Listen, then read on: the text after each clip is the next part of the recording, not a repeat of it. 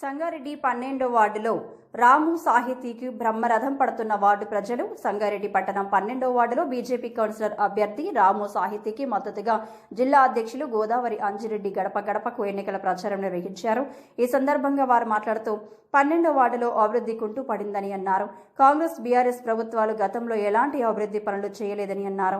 వార్డులో ప్రతి పని కేంద్ర ప్రభుత్వ నిధులతోనే జరుగుతాయని, కావున 12వ వార్డు ప్రజలు రాము సాహితీని కౌన్సిలర్గా గెలిపిస్తే కేంద్ర ప్రభుత్వం సహకారంతో ఎంపీ ఎమ్మెల్సీ నిధులతో ఆదర్శ వార్డుగా తీరుస్తామని అన్నారు. ప్రచార కార్యక్రమంలో బీజేపీ నాయకులు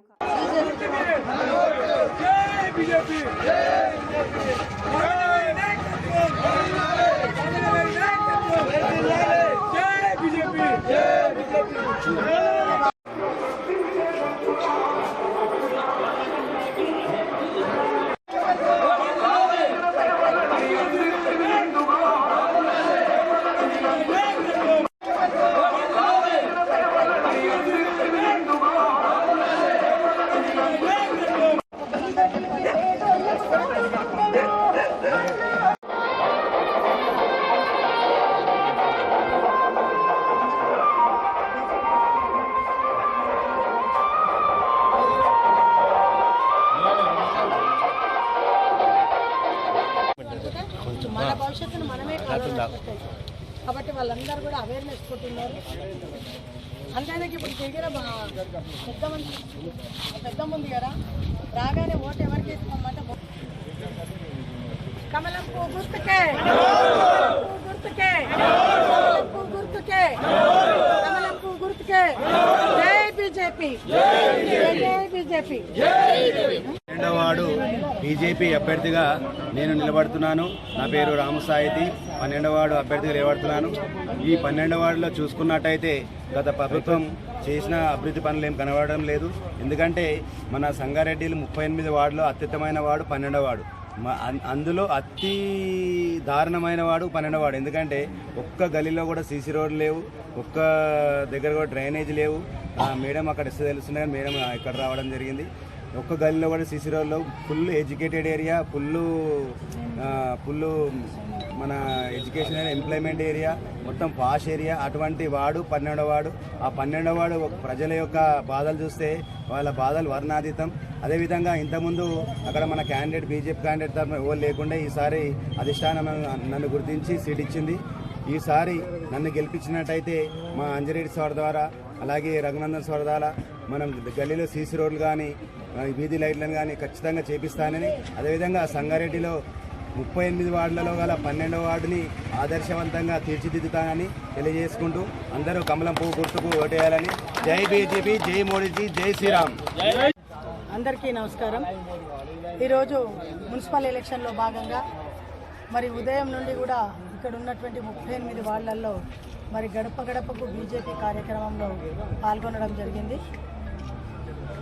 ఎక్కడ పోయినా ప్రజలందరూ కూడా జై బీజేపీ అనే నినాదంతో స్వాగతం పలుకుతామంటే చాలా సంతోషంగా ఉంది.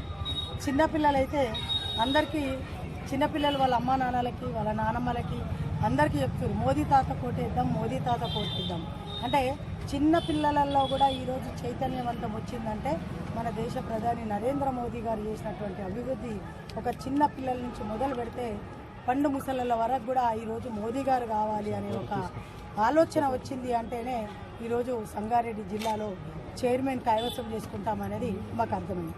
మరి ఇప్పుడు 12వ వార్డులో తిరుగుతున్నాం. ఈ 12వ వార్డులో అభ్యర్థిగా రాము సాహితీ. మరి రాము గారు తిరుగుతున్నప్పుడు ప్రతి ఇంటికి వెళ్తుంటే అందరూ చెప్పేది ఒకటే, గతంలో బీఆర్ఎస్ని చూసాం, కాంగ్రెస్ని చూసాం, కానీ ఎవరిని గెలిపించినా కూడా మా బాధలు మాత్రం తీరలేవు. ఏడేసిన దొంగడు ఆన్నే ఉంది. ఒక రోడ్లు రాలేవు, డ్రైనేజీస్ వ్యవస్థ రాలేదు, ఒక వీధి లైట్లు లేవు, ఏది కూడా సక్రమంగా లేకుండా ఈరోజు గుంతలు పడ్డటువంటి రోడ్లలో నైటు లేట్ అయితే వస్తుంటే గుంతలలో పడి మరి పిల్లలకు దెబ్బలు తాకడము, చిన్న యాక్సిడెంట్లు కావడం కూడా అవుతున్నాయని చెప్పి మరి ఇప్పుడు తిరుగుతూ ఉంటే అందరూ కూడా చెప్తున్నారు. కాబట్టి ఇక్కడ ఉన్న ప్రజలందరి ఆలోచన ఈసారి భారతీయ జనతా పార్టీ పువ్వు గుర్తుకు ఓటేయాలనే ఆలోచన వచ్చింది. ఆలోచనలో ఉన్నారు. తప్పకుండా ఈ వార్డు నుండి మా అభ్యర్థి రాము గారు 100% గెలుస్తున్నారు. గెలుపుని ఎవరు ఆపలేరు. కానీ గెలుపును ఎవరు ఆపలేరు. కానీ 2 రోజులు 3 రోజులు గడిచినా కొద్దీ అటు బీఆర్ఎస్ వాళ్ళు ఇటు కాంగ్రెస్ వాళ్ళు ఓటుకు నోట్లను ఇంకొక బెదిరింపులు ఇంకొక దాంతో ముందుకు వస్తారు. కాబట్టి మీరందరూ కూడా జాగ్రత్తగా ఉండండి. ఒకటే అడగండి, గత బీఆర్ఎస్ ప్రభుత్వం చేసింది ఏదన్నా ఉంటే చెప్పి ఓటు అడగమనండి. లేదు ఇప్పుడు 2 సంవత్సరాల నుంచి కాంగ్రెస్ అధికారంలోకి వచ్చింది, 2 సంవత్సరాల నుంచి వాళ్ళు చేసినటువంటి అభివృద్ధి ఏంది, ఇచ్చినటువంటి సంక్షేమ పథకాలను ఎక్కడ అమల్లో చేసిరు, అవి ఏమన్నా అమల్లో చేస్తే ఓటు అడగమని మీరందరూ కూడా చెప్పాల్సినటువంటి అవసరం ఉంది. ఒకటే చెప్పండి, ఓటర్స్ దగ్గరకు వచ్చినప్పుడు మీరు ఇస్తానన్న తులం బంగారం మా పిల్లలకి ఇస్తే ఓటు అడగండి. కాలేజ్ స్టూడెంట్స్కి స్కూటీ ఇస్తున్నారు, ఎవరికన్నా స్కూటీ ఇస్తే ఓటు అడగమనండి, ఓటు వేయండి. రైతులకు రైతు బంధు అన్నారు, రుణమాఫీ అన్నారు, ఇస్తే ఓటు వేయమని అడగండి. అదేవిధంగా ఈరోజు రేషన్ బియ్యం అనేది మోదీ గారు ఇచ్చినది, వాళ్ళు కాదు కూడదు అంటే ఎక్కడన్నా చర్చలకు సిద్ధమో అడగండి. ఇట్లా చెప్పుకుంటూ పోతే అనేకంగా ఉన్నాయి. కాబట్టి ఎవ్వరు చేసింది ఏం లేదు, అరిచేతిలో వైకుంఠం చూపించడం తప్ప చేసింది ఏమీ లేదు. కాబట్టి రాబోయే రోజులలో కూడా ఇప్పటికీ కూడా ఇంతో అంతో రోడ్లు బాగున్నాయన్నా అది మోదీ గారి 14-15 ఫైనాన్స్ కింద వచ్చినటువంటి నిధులతోటే ఇంత మాత్రం రోడ్లు అయినాయి. అక్కడ వెలుగుతున్నటువంటి బల్బు ఏదైనా ఉంది అంటే అది మోదీ గారి పుణ్యమా అంటూ వచ్చిందే. ఇక్కడ ఏమైనా శ్మశాన వాటికలు కట్టించారన్నా, రైతు వేదికలు కట్టించారన్నా, లేదంటే హరితారం కింద చెట్లన్నా, రేషన్ బియ్యం అయినా ఏవైనా కూడా మోదీ గారు ఇచ్చినటువంటి, మోదీ గారి 14-15 ఫైనాన్స్ కింద వచ్చినటువంటి నిధులతోటే సాధ్యమైంది. కాబట్టి ఈరోజు ప్రజలందరూ కూడా ఒక ఆలోచనలో పడ్డారు. ఇంతకుముందు భారతీయ జనతా పార్టీకి ఒక బలం లేకుండే అని అనుకున్నారు. ఎప్పుడైనా కూడా మా అభ్యర్థులు పోతే మీకెవరున్నారు, మీకెవరు సపోర్ట్ ఉంది, మేము ఓటేసి గెలిపిస్తాను. ఈరోజు వాళ్ళకి 2 భుజాలుగా కుడి ఎడమ లెఫ్ట్ అండ్ రైట్గా ఒక ఎంపీ గారు ఉన్నారు, ఎమ్మెల్సీ గారు ఉన్నారు. దేశ ప్రధాని నరేంద్ర మోదీ గారి అభివృద్ధి పథకంలో ముందుకెళ్తుంది. కాబట్టి అందరూ కూడా ఆశీర్వదిస్తారు. అదే బలం అదే బలగం అని చెప్పుకుంటూ మీరు ఓటు అడిగి ఓటు వేస్తున్నారు. ఓటేసి గెలిపియాలి.